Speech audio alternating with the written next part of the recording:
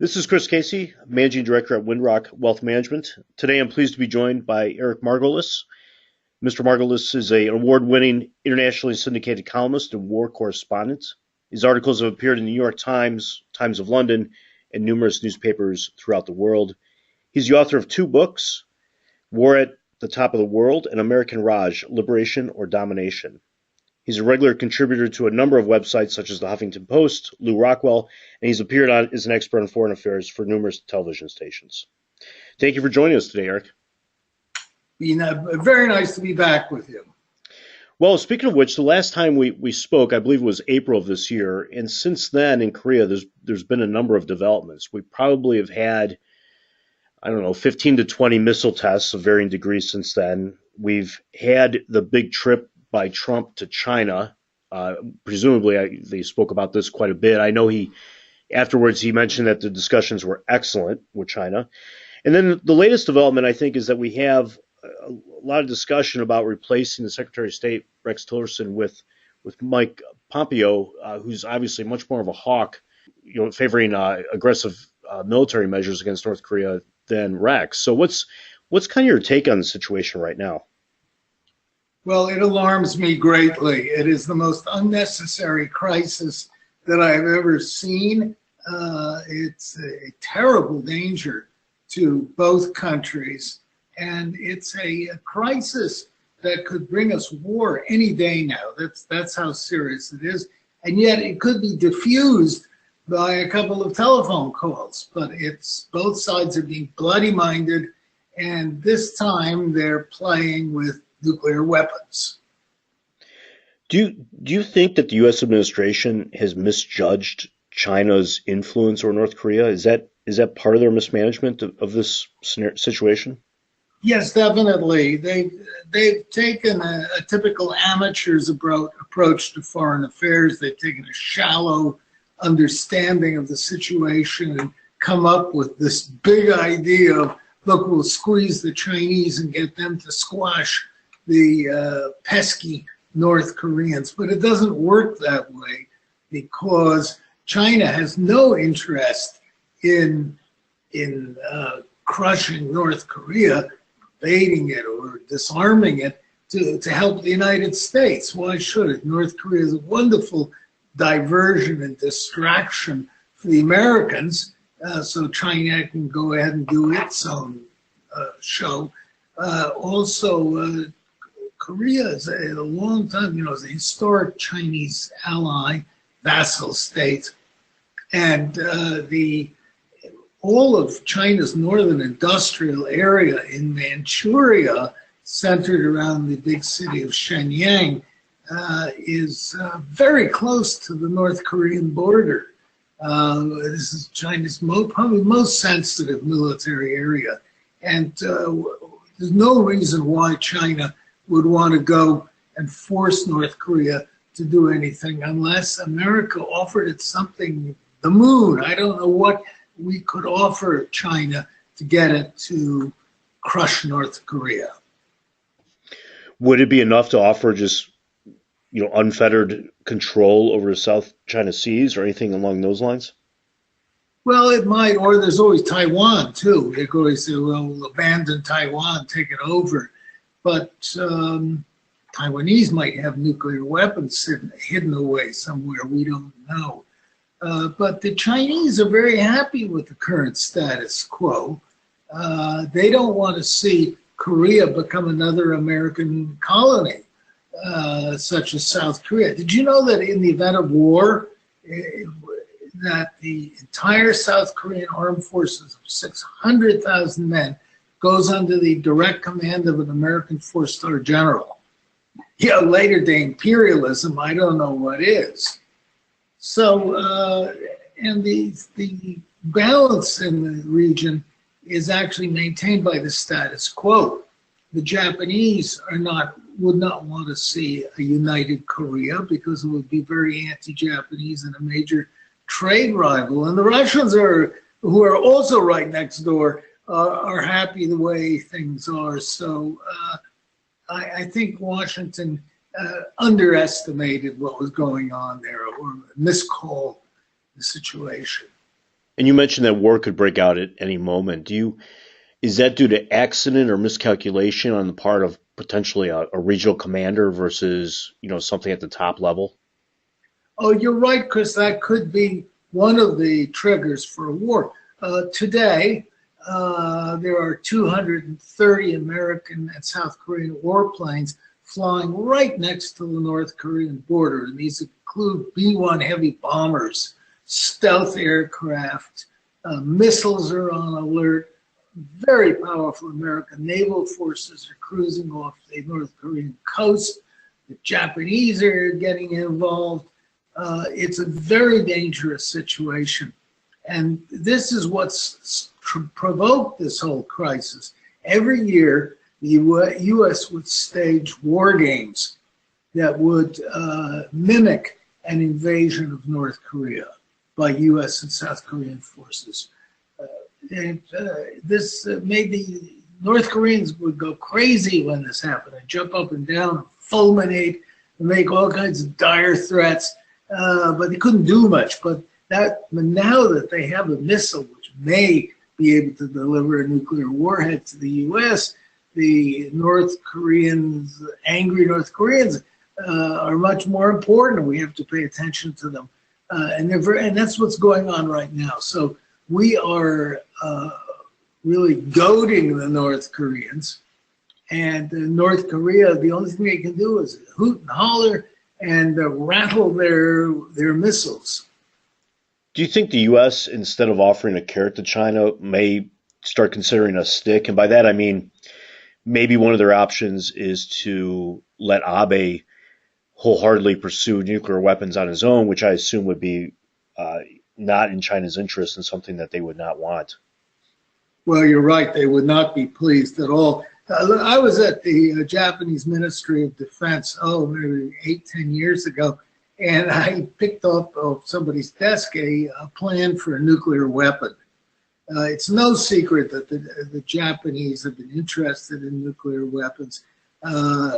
My understanding is that Japan could produce a functioning nuclear weapon within 3 months. Why the Japanese don't have one is a complicated story having to do with the war and their constitution, but by and large, Japan is naked unto its enemies.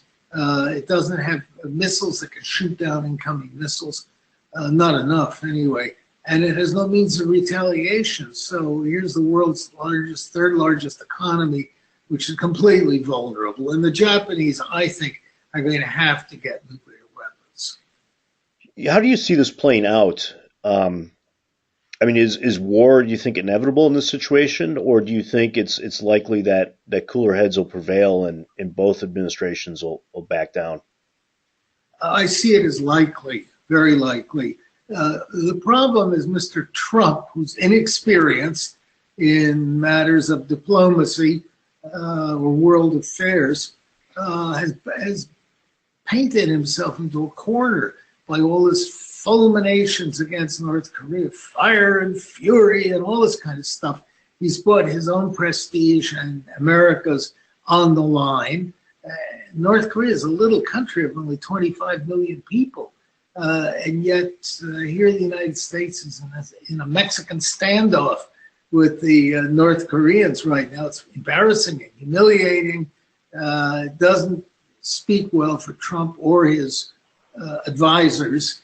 And Trump never should have gotten into this situation to begin with. He started it by or he continued it by these foolish fall maneuvers that are done every year.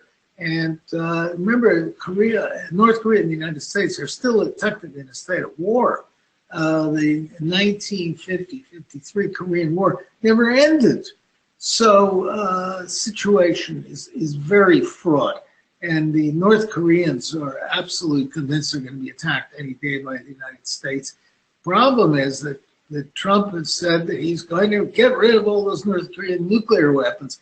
Well, the only way to do that is to use American nuclear weapons, because the North Korean nuclear arsenal and its delivery systems are buried deep in the mountains of North Korea. And the only way to really ensure that they've been liquidated is to use nuclear weapons.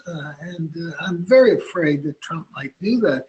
But that has its own dangers because, first of all, it would send out clouds and clouds of radiation and nuclear contamination in the oceans and the waters. Secondly, fighting a war that's within, 500 kilometers, 300 kilometers of the Russian and the Chinese borders. And they're not going to sit back idly, I don't think. If I were them, I would threaten the U.S. no nuclear attack on North Korea or we will retaliate. So we could be looking at something big and really scary. Do you think there's some type of bright line for the U.S. where if Kim Jong-un performs a certain action that the U.S. will either take military action or at least, ask Congress for authorization? And by that I mean, do you suspect that if Guam, if we had missiles launched to Guam or some other target, is there anything North Korea you think would do that would trigger a bright line scenario for the U.S.? Well, I love my native New York City, and I don't want to see any nuclear weapons launched at New York. It has enough problems. The idea that we would risk a nuclear war for a 2-by-nothing place like Guam is absolutely crazy. We need the senior officials of this government and of the U.S. military to put their feet down and say, no nuclear war in Korea. It's not worth it. What are you fighting for? Most Americans can't find North Korea on the map. If you want somebody all upset about it, say, quick, name me 3 North Korean cities. We don't. This is all a big boogeyman again. And it is not a vital strategic interest of the United States. Speaking of authorization for any kind of attack, there's been in the news recently, I think there were some hearings where generals were discussing what would happen if they were instructed to launch nuclear missiles or otherwise attack North Korea. Do you see that as a realistic scenario where there could be some type of, and let's say it's due to supposedly provoked by some type of missile test, what have you. Do you see a situation where commanders are ordered to militarily strike North Korea without congressional approval? Yes, I think this Trump administration has shown that it's quite capable of being unilateral and just going ahead and even ignoring Congress and launching a surprise attack. Trump said he likes this concept of surprise attacks. I don't think that the American military would step in and say, no, it's an illegal order. Look, the U.S. military, the Pentagon, went along with the invasions of Iraq and events in Syria, both of which were illegal according to international law, and yet they all agreed. And anyway, who's going to stop the president from authorizing the nuclear launch? The whole system is set up to be non-interruptible. And when the president pushes the button, then all the pieces fall into place. So it's a long shot hoping that common sense or legality will prevail. Let's move across the world to Saudi Arabia, because I think that's maybe the only other geopolitical hotspot that could have some real implications, not only for the livelihood of people, but investment implications as well. And you could judge a country, or I should say a state, as far as its longevity, not just from how long it's been around, but also from its succession. And we have, in many ways, even though Saudi Arabia was created, the modern state, in 1932, we have a very young country here, in that we're still on the first generation of rulers, being all the sons of Ibn Saud. I don't remember a time when the regime in Saudi Arabia has been under such strife and internal turmoil, even when, I think in the mid-'70s, when the king, Faisal, was assassinated by his nephew, I believe. That's right. Is that your assessment of the situation now, that there's just massive internal strife within the regime? Well, Chris, yes, it's been a long time in coming. This royal family, which is 12,000 members or something like that, there's been strains of succession all along, but they've been building and building. And what happens now is when the the tried and true system of transfer of power was violated and broken, this caused the latest crisis because the Prince Mohammed, the young revolutionary prince, has seized power, pushed aside his uncles who should have come into power, and is now trying to be a big shot and be the main power in the Arab world. We hear laudatory things about him in the U.S. press, but in the Middle Eastern press and amongst the Arab world, you get a different view of a young man who is inexperienced and callow and rash, who is pushing everybody aside, while his father, who's still the king, is come down with dementia or some kind of a mental issue. And he wants to be the big shot. He's in a rush like young men tend to be. And what's done now is it's caused a big problem because he started this war in Yemen, which was very foolish. It's causing untold suffering and misery and deaths in Yemen. And he's now unbalanced the whole Arab world. And he's allied himself with Israel very openly, to the outrage of the rest of the Arab world. It's not going well. I think we're going to see a lot more crises and problems before long. Well, you're right. They changed the line of succession from your traditional primogeniture, where it's the brothers before it's a son, to seniority, where it's going right now to the son in this case. And even they even changed it years ago because I think they had an advisory council to apply. You're right. Yeah, which they just obviously didn't consult on this standpoint. So it's bad enough if you have a leader who's in a precarious situation because they've changed the lines of succession, and many would view him as or usurper in many ways. But on the other, but compounding that seems to be that from what I can tell, every single thing this gentleman's done has been a disaster. From, you mentioned the Vietnam-like war in Yemen. There's this bizarre Lebanese PM abduction. There's ganging up on Qatar.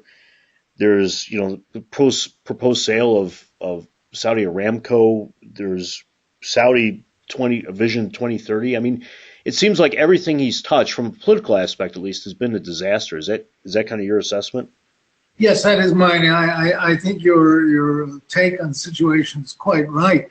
However, he has receiving very strong support from the Israelis and their supporters in the U.S., who see this as a godsend to Israel.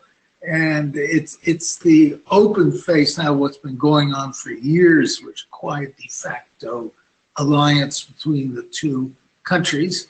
And it is likely to run off the rails at some point quite soon because the Saudis are having financial problems. Oil hasn't risen enough to resolve them.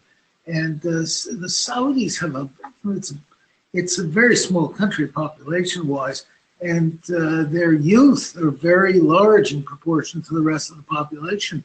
And the Saudis have to do something with all their disgruntled young people. They can't even afford to buy them off anymore. So it's a simmering hot pot. So between the population, these deteriorating economic situation, and I assume he's alienating the Wahhabi clerics, and that he's liberalizing, making some liberal reforms, social reforms, and at the same time, like you mentioned, the allegiance with, or the alliance with Israel must be viewed as highly controversial. Do you see him as alienating most of his power base throughout the country? Well, I find what's very interesting is that he had arrested his cousin, who was the head of what used to be known as the White Army, now called the National Guard, which is the Bedouin tribal militia, which was the core protector of the royal family.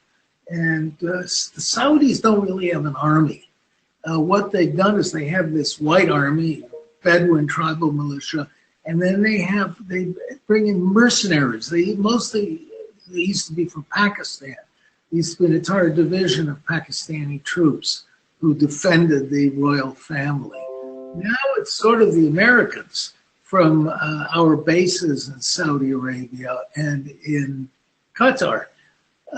The Saudis have to rely on these forces, and they're very nervous about it because they wouldn't trust their own army.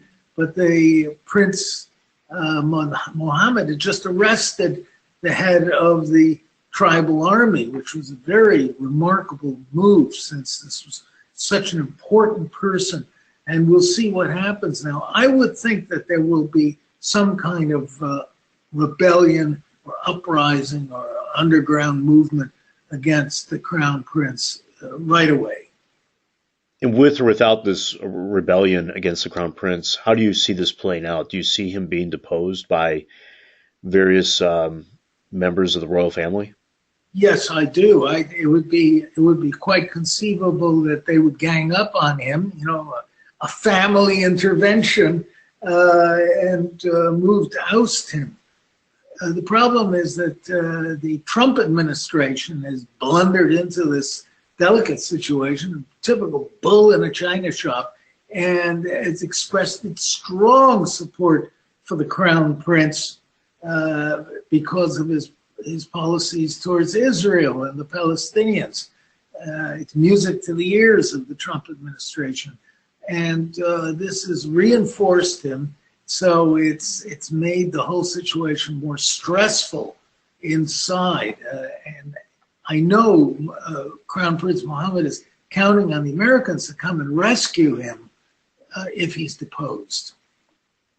And it does sound like the Trump administration not only is pleased by his actions, but in some ways I think has given him carte blanche to proceed as he has.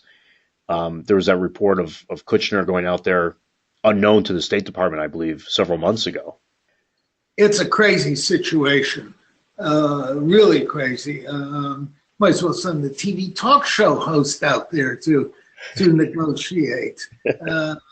It's ludicrous. What the Trump administration is doing, says they're negotiating peace in the Middle East. Well, their negotiations consists of different pro-Israeli groups negotiating with each other. Nobody's negotiating with the Palestinians, or besides a few words to the puppet Palestinian leader, Abbas.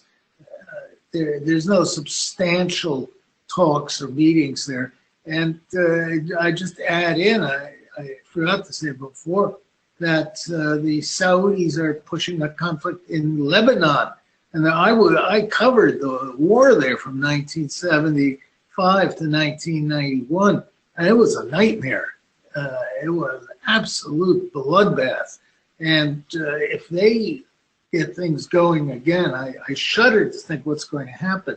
And the U.S. will probably get drawn into any Lebanese civil war, certainly in terms of an attack against Hezbollah mounted by the Israelis. So we don't need it, we don't want it, but it's certainly a risk. Eric, do you have any thoughts if there is some kind of regime change or grand instability in Saudi Arabia, what that could mean for the price of oil? I would think that it would increase the price of oil. That's usually what happens. But oil is behaving very oddly. It used to be a very good barometer of political situations. I used to live many decades ago with the president of ESSO in the Middle East. And people then used to say, in heaven there is Allah, on the earth there is the president of ESSO.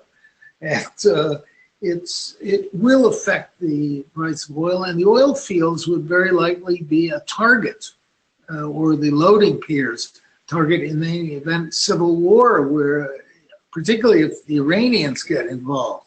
So yeah, I think we're looking at a possible increase, gradual, even a small price. As the tensions melt, price of oil should be going up. Well, Eric, this has been great. Where can people read your columns on a regular basis? Oh, just look me up online, Eric Margolis, Margolis.com, and you'll find me there. Many different places, but that's a good starting point. Well, thank you for your time very much. My pleasure, Chris, to talk to somebody as knowledgeable as yourself.